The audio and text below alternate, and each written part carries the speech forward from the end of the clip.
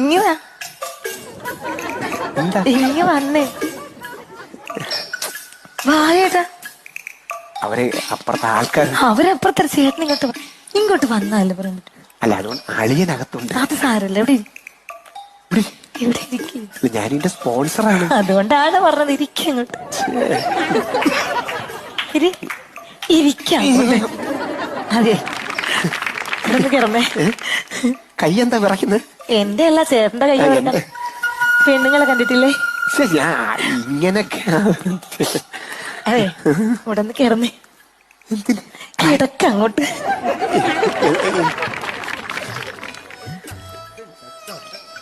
ആ വെന്റിലേഷൻ കണ്ട? അതൊരു തുണി കൊണ്ട് നമുക്ക് അങ്ങ് മൂടയാൽ. അതിന്റെ അടിവശം കണ്ട? അവിടെ അത്രയും ഭാഗത്ത് പെയിന്റ് ഇല്ല. അത് പറയാനാണ് ഇവിടെ കിടക്കാൻ പറഞ്ഞത്. കിടന്നാലേ കാണൂ.